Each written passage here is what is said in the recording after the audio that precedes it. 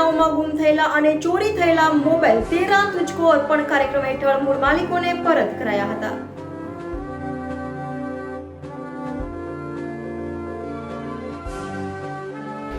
સુરતના કાપોદ્રા પોલીસ દ્વારા તેરા તુજકો અર્પણ કાર્યક્રમ યોજાયો હતો, જેમાં કાપોદ્રા વિસ્તારમાં ગુમ થયેલા અથવા ચોરી થયેલ મોબાઈલ શોધી કાઢ્યા બાદ પોલીસે અલગ અલગ 30 જેટલા ગુમ થયેલા અને ચોરી થયેલા મોબાઈલ શોધી કાઢ્યા બાદ તેરા તુજકો અર્પણ કાર્યક્રમ હેઠળ મૂળ માલિકોને મોબાઈલ પરત કરતા તેઓએ પોલીસનો આભાર વ્યક્ત કર્યો। મહેરબાન પોલીસ કમિશનર શ્રી અનુપમસિંહ ગેહલોત સાહેબ તથા સેક્ટર 1 શ્રી વાબાંગ જમી સાહેબ તથા ડીસીપી ઝોન ભક્તિબા ડાભી સાહેબ નાઓએ આપેલ સૂચના અને માર્ગદર્શન મુજબ સૌ પ્રથમ વાર જ સુરતમાં અગાઉ પણ જે કાર્યક્રમ કરવામાં આવેલા છે તેરા તુજકો અર્પણ, આ કાર્યક્રમ હેઠળ જે લોકોએ પોતાની કિંમતી વસ્તુઓ કે મોબાઈલો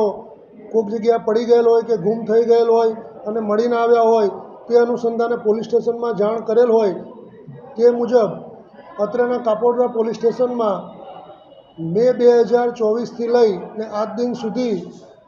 અને જે મોબાઈલો ગુમ થયેલા અને જે લોકોએ પોલીસને જાણ કરેલી એ તમામ મોબાઈલ પોલીસે મેળવી આશરે કુલ મોબાઈલ 30 જેની કિંમત રૂપિયા આશરે 3.5 લાખ જેટલો મુદ્દામાલ આજરોજ જે અરજદારોના મોબાઈલો ગુમ થયેલા તે અરજદારોને અત્રે પોસ્ટે બોલાવી